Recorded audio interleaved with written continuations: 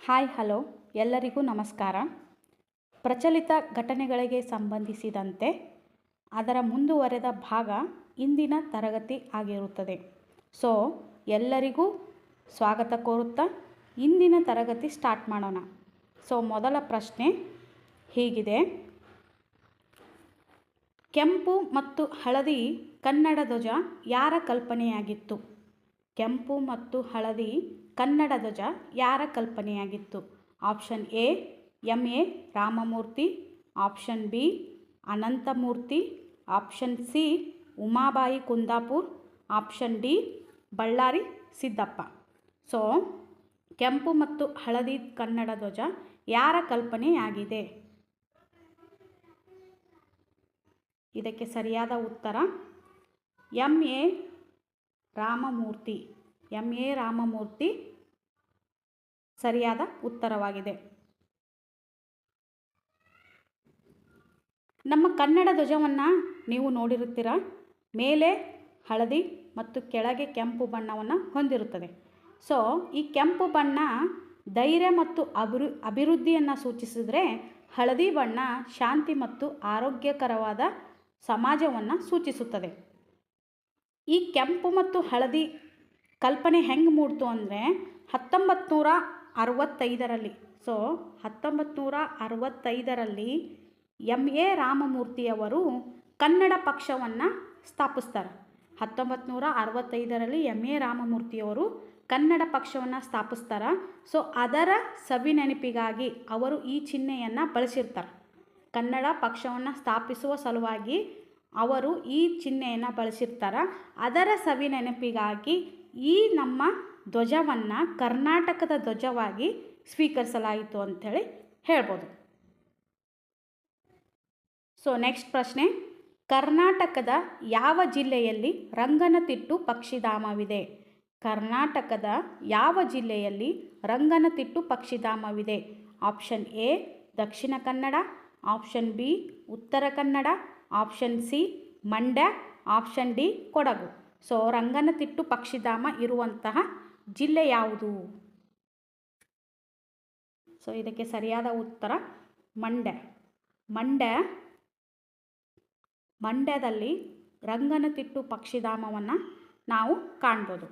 So ನಮ್ಮ ಕರ್ನಾಟಕದಲ್ಲಿ ಹಲವಾರು ಪಕ್ಷಿಧಾಮಗಳಿವೆ. ಅದರಲ್ಲಿ ಅತ್ತಿವೇರಿ ಪಕ್ಷಿಧಾಮ ಅಂಥೇಳಿ ಉತ್ತರ ಕನ್ನಡದಲ್ಲಿ ನೋಡ್ಬೋದು. ಉತ್ತರ ಕನ್ನಡದಲ್ಲಿ ಅತ್ತಿವೇರಿ ಪಕ್ಷಿಧಾಮ, ಹಾಗೂ ಶಿವಮೊಗ್ಗದಲ್ಲಿ ಗುಡವಿ ಪಕ್ಷಿಧಾಮ, ಹಾಗೂ ಈ ರಂಗನತಿಟ್ಟು ಪಕ್ಷಿಧಾಮ ಮಂಡ್ಯದಲ್ಲಿ ನೋಡ್ಬೋದು. ಇನ್ನು ಮಂಡಗದ್ದೆ ಅನ್ನುವಂಥ ಪಕ್ಷಿಧಾಮ ಬರ್ತದೆ, ಅದು ಕೂಡ ಶಿವಮೊಗ್ಗದಲ್ಲಿ ಕಾಣ್ಬೋದು. ಇನ್ನು ಕೊಗ್ಗಲಾಡು ಅಂಥೇಳಿ ಪಕ್ಷಿಧಾಮವನ್ನು ನಾವು ತುಮಕೂರಿನಲ್ಲಿ ಕಾಣ್ಬೋದು. ಕೊಕ್ಕರೆ ಬೆಳ್ಳೂರು ಪಕ್ಷಿಧಾಮ ಅಂಥೇಳಿ ಬರುತ್ತೆ, ಅದು ಕೂಡ ಮಂಡ್ಯದಲ್ಲೇ ಇದೆ. ಮಾಗಡಿ ಪಕ್ಷಿಧಾಮ ಅಂಥೇಳಿ ಗದಗದಲ್ಲಿ ನೋಡ್ಬೋದು. ಬಂಕಾಪುರ ಪಕ್ಷಿಧಾಮ ಅಂಥೇಳಿ ಹಾವೇರಿಯಲ್ಲಿ ನೋಡ್ಬೋದು. ಬೋನಾಳ ಪಕ್ಷಿಧಾಮ ಅನ್ನೋದು ನಮ್ಮ ಯಾದಗಿರಿ ಜಿಲ್ಲೆಯಲ್ಲಿ ನಾವು ನೋಡ್ಬೋದು. ಹೀಗೆ ಹಲವಾರು ಪಕ್ಷಿಧಾಮಗಳು ನಮ್ಮ ಕರ್ನಾಟಕದಲ್ಲಿದೆ. ಅದರಲ್ಲಿ ಈ ರಂಗನತಿಟ್ಟು ಪಕ್ಷಿಧಾಮ ನಾವು ಮಂಡ್ಯದಲ್ಲಿ ಕಾಣ್ಬೋದು. ನೆಕ್ಸ್ಟ್ ಪ್ರಶ್ನೆ: ಗಿರೀಶ್ ಕಾರ್ನಾಡ್ ಅವರಿಗೆ ಯಾವ ವರ್ಷ ಜ್ಞಾನಪೀಠ ಪ್ರಶಸ್ತಿ ದೊರೆಯಿತು? ಗಿರೀಶ್ ಕಾರ್ನಾಡ್ ಅವರಿಗೆ ಯಾವ ವರ್ಷ ಜ್ಞಾನಪೀಠ ಪ್ರಶಸ್ತಿ ದೊರೆಯಿತು? Option A 1992, option B 1994, option C 1996, option D 1998. So Girish Karnad ಅವರಿಗೆ ಜ್ಞಾನಪೀಠ ಪ್ರಶಸ್ತಿ ಲಭಿಸಿದ ವರ್ಷ ಯಾವುದು ಅಂದರೆ option D 1998. So Girish Karnad ಅವರಿಗೆ ಜ್ಞಾನಪೀಠ ಪ್ರಶಸ್ತಿ ದೊರೆತಿದಂತಹ ಕೃತಿ ಯಾವುದು ಅಂದರೆ ಸಮಗ್ರ ಸಾಹಿತ್ಯ ಸೇವೆಗಾಗಿ ಇವರಿಗೆ 7ನೇ ಜ್ಞಾನಪೀಠ ಪ್ರಶಸ್ತಿಯನ್ನು ನಮ್ಮ ಕನ್ನಡದಲ್ಲಿ ಲಭಿಸಿದೆ. ಸೊ ನಮ್ಮ ಕನ್ನಡಕ್ಕೆ ಒಟ್ಟು 8 ಜ್ಞಾನಪೀಠ ಪ್ರಶಸ್ತಿಗಳನ್ನು ನೀಡಿದೆ. ಅದರಲ್ಲಿ ಮೊದಲನೇ ಜ್ಞಾನಪೀಠ ಪ್ರಶಸ್ತಿ ಲಭಿಸಿದ್ದು ಯಾರಿಗೆ ಅಂದರೆ ಕುವೆಂಪು ಅವರಿಗೆ. ಕುವೆಂಪು ಅವರಿಗೆ 1967ರಲ್ಲಿ ಶ್ರೀರಾಮಾಯಣ ದರ್ಶನಂ ಎಂಬ ಕಾವ್ಯಕ್ಕೆ ಮೊದಲು ಜ್ಞಾನಪೀಠ ಪ್ರಶಸ್ತಿ ಲಭಿಸಿದೆ? ಕುವೆಂಪು ಅವರಿಗೆ 1967ರಲ್ಲಿ ಮೊದಲಿಗೆ ನಮ್ಮ ಕರ್ನಾಟಕದಲ್ಲಿ ಲಭಿಸಿರುವಂಥ ಕನ್ನಡಕ್ಕೆ ಲಭಿಸಿರುವಂತಹ ಜ್ಞಾನಪೀಠ ಪ್ರಶಸ್ತಿ ಶ್ರೀ ರಾಮಾಯಣ ದರ್ಶನಂ ಕುವೆಂಪು ಅವರಿಗೆ. ಆದರೆ ಇಲ್ಲಿ ಪ್ರಶ್ನೆಯಲ್ಲಿರೋದು ಗಿರೀಶ್ ಕಾರ್ನಾಡ್ ಅವರಿಗೆ ಜ್ಞಾನಪೀಠ ಪ್ರಶಸ್ತಿ ಲಭಿಸಿದ್ದು ಎಷ್ಟರಲ್ಲಿ ಅಂತೇಳಿ ಅಂದರೆ 1998 ಸಮಗ್ರ ಸಾಹಿತ್ಯ ಸೇವೆಗಾಗಿ 7ನೇ ಜ್ಞಾನಪೀಠ ಪ್ರಶಸ್ತಿ ಲಭಿಸಿದೆ ಅಂಥೇಳಿ ಕಾಣ್ಬೋದು. ಸೊ ನೆಕ್ಸ್ಟ್ ಪ್ರಶ್ನೆ. ಈ ಕೆಳಗಿನ ಯಾವ ಕೃತಿಯನ್ನು ಕಾಳಿದಾಸ ಅವರು ರಚಿಸಿಲ್ಲ? ಈ ಕೆಳಗಿನ ಯಾವ ಕೃತಿಯನ್ನು ಕಾಳಿದಾಸ ಅವರು ರಚಿಸಿಲ್ಲ? Option A Raghuvamsha, option B Kumara Sambhava, option C Shakuntala, option D Ramacharita Manasa. So ಇದಕ್ಕೆ ಸರಿಯಾದ ಉತ್ತರ ರಾಮಚರಿತ ಮಾನಸ. ರಾಮಚರಿತ ಮಾನಸ ಅನ್ನೋದು ಕಾಳಿದಾಸ ಅವರು ರಚಿಸಿದ ಕೃತಿ ಅಲ್ಲ. ಈ ರಘುವಂಶ,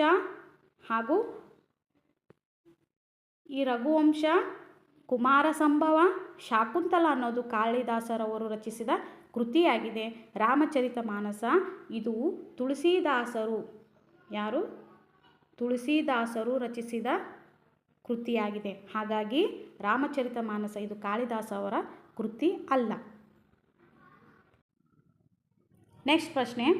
15ನೇ ಹಣಕಾಸು ಆಯೋಗದ ಮುಖ್ಯಸ್ಥರು ಯಾರು? 15ನೇ ಹಣಕಾಸು ಆಯೋಗದ ಮುಖ್ಯಸ್ಥರು ಯಾರು? Option A Raghuram Ranjan, option B Urjit Patel, option C NK Singh, option D ಮೇಲಿನ ಯಾರೂ ಅಲ್ಲ. 15ನೇ ಹಣಕಾಸು ಆಯೋಗದ ಅಧ್ಯಕ್ಷರು ಯಾರು? ಇದಕ್ಕೆ ಸರಿಯಾದ ಉತ್ತರ ಆಪ್ಷನ್ ಸಿ NK ಸಿಂಗ್ 15ನೇ ಹಣಕಾಸು ಆಯೋಗದ ಮುಖ್ಯಸ್ಥರು ಅಂಥೇಳಿ ನೋಡ್ಬೋದು. NK ಸಿಂಗ್ ಅವರು 2020ರಿಂದ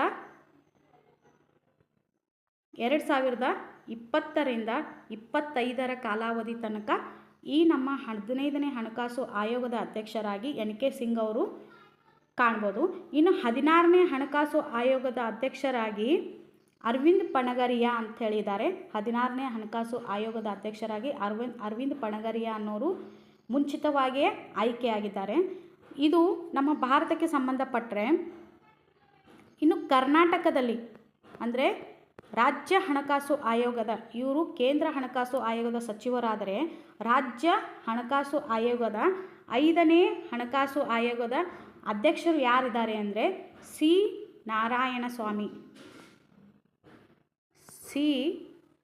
ನಾರಾಯಣಸ್ವಾಮಿ ಅವರು ನಮ್ಮ ರಾಜ್ಯದ 5ನೇ ಹಣಕಾಸು ಆಯೋಗದ ಅಧ್ಯಕ್ಷರಾಗಿ ಕಾರ್ಯನಿರ್ವಹಿಸುತ್ತಿದ್ದಾರೆ.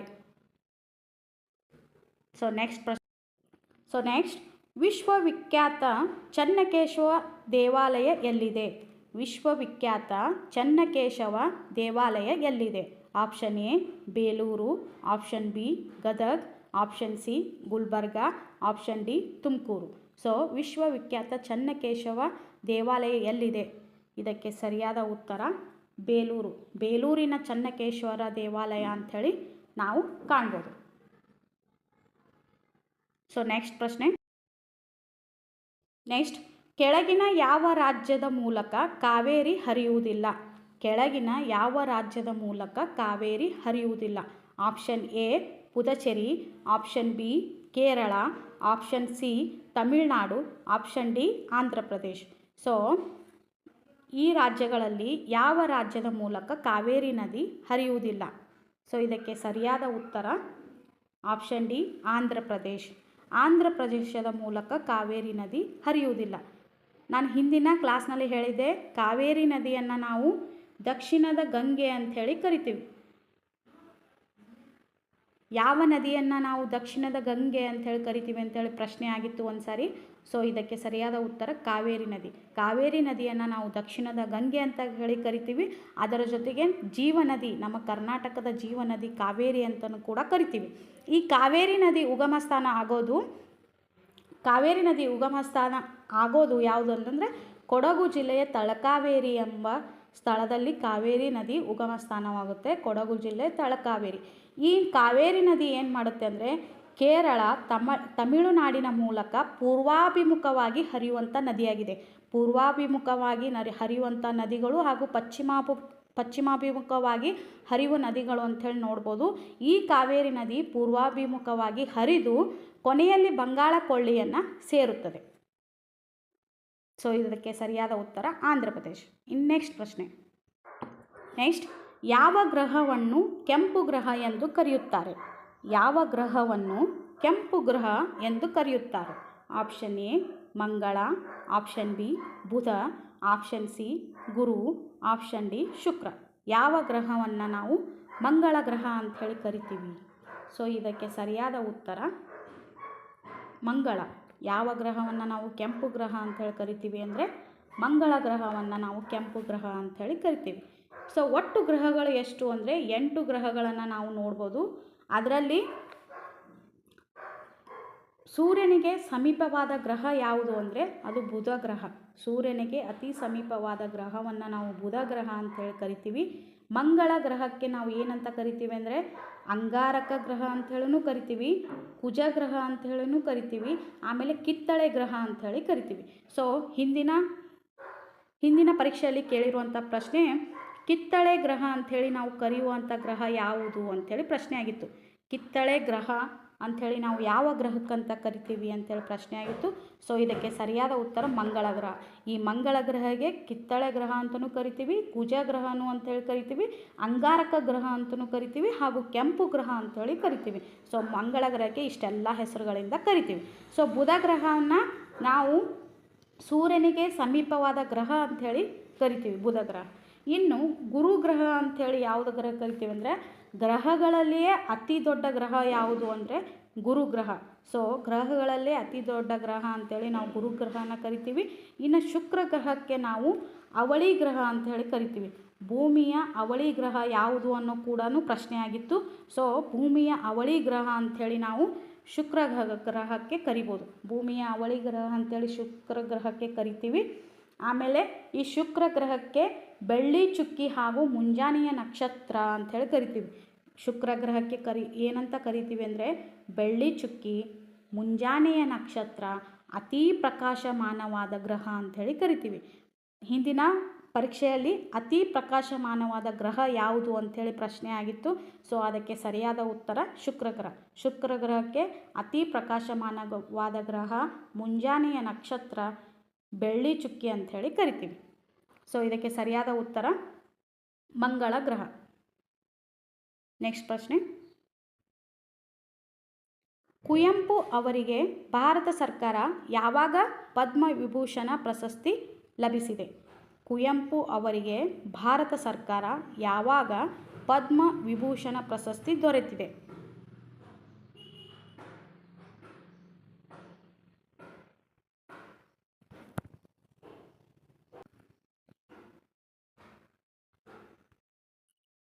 So option A 1985, option B 1988, option C 1990, option D 1995. So Kuvempu ಅವರಿಗೆ ಭಾರತ ಸರ್ಕಾರ ಯಾವಾಗ ಪದ್ಮವಿಭೂಷಣ ಪ್ರಶಸ್ತಿ ಕೊಟ್ಟರು ಅಂಥೇಳಂದರೆ 1988. ಆಪ್ಷನ್ ಬಿ 1988ರಲ್ಲಿ ಕುವೆಂಪು ಅವರಿಗೆ ಭಾರತ ಸರ್ಕಾರ ಪದ್ಮವಿಭೂಷಣ ಪ್ರಶಸ್ತಿ ಕೊಟ್ಟರು. ಇದೇ ಕುವೆಂಪು ಅವರಿಗೆ 1967ರಲ್ಲಿ ಶ್ರೀ ರಾಮಾಯಣ ದರ್ಶನಂ ಎಂಬ ಕೃತಿಗೆ ಜ್ಞಾನಪೀಠ ಪ್ರಶಸ್ತಿ ಕೂಡ ಲಭಿಸಿದೆ. ಸೊ ನೆಕ್ಸ್ಟ್ ಪ್ರಶ್ನೆ. ಭಾರತ ರತ್ನ ಪ್ರಶಸ್ತಿ ಪಡೆದ ಮೊದಲ ಕನ್ನಡಿಗರು ಯಾರು? ಭಾರತ ರತ್ನ ಪ್ರಶಸ್ತಿ ಪಡೆದ ಮೊದಲ ಕನ್ನಡಿಗ ಯಾರು? Option A Visvesvaraya, option B Bhimsen Joshi, option C CNR Rao, option D ಮೇಲಿನ ಯಾರೂ ಅಲ್ಲ. ಭಾರತ ರತ್ನ ಪ್ರಶಸ್ತಿ ಪಡೆದ ಮೊದಲ ಕನ್ನಡಿಗರು ಯಾರು ಅನ್ನೋದು ಪ್ರಶ್ನೆ. ಸೊ ಇದಕ್ಕೆ ಸರಿಯಾದ ಉತ್ತರ ಯಾವುದು ಅಂದರೆ ವಿಶ್ವೇಶ್ವರಯ್ಯ. ಸರ್ ಎಂ ವಿಶ್ವೇಶ್ವರಯ್ಯನವರಿಗೆ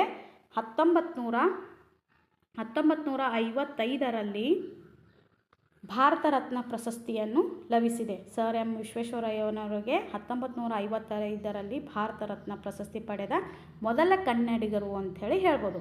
ಇನ್ನು ಭೀಮಸೇನ್ ಜೋಶಿ ಅವರು ಭಾರತ ರತ್ನ ಪ್ರಶಸ್ತಿ ಪಡೆದ ಎರಡನೇ ಕನ್ನಡಿಗರು ಅಂಥೇಳಿ ಹೇಳ್ಬೋದು. ಅವರಿಗೆ ಲಭಿಸಿದ್ದು ಯಾವಾಗಂದರೆ ಈ ಭೀಮಸೇನ್ ಜೋಶಿ ಅವರಿಗೆ 1954ರಲ್ಲಿ ಭಾರತ ರತ್ನ ಪ್ರಶಸ್ತಿ ಪಡೆದ ಎರಡನೇ ಕನ್ನಡಿಗರು ಅಂಥೇಳಿ ಹೇಳ್ಬೋದು. ಇನ್ನು ನೆಕ್ಸ್ಟ್ CNR ರಾವ್ ಅವರಿಗೆ ಕೇಂದ್ರ ಸರ್ಕಾರ ಈ ಪ್ರಶಸ್ತಿ ಪ್ರದಾನ ಮಾಡುತ್ತಾರೆ.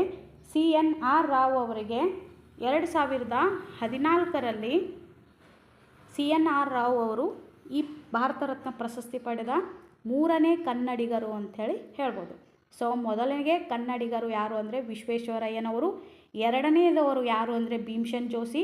1955ರಲ್ಲಿ ವಿಶ್ವೇಶ್ವರಯ್ಯನವರಿಗೆ ಈ ಪ್ರಶಸ್ತಿಯನ್ನು ಕೊಟ್ಟಾರ.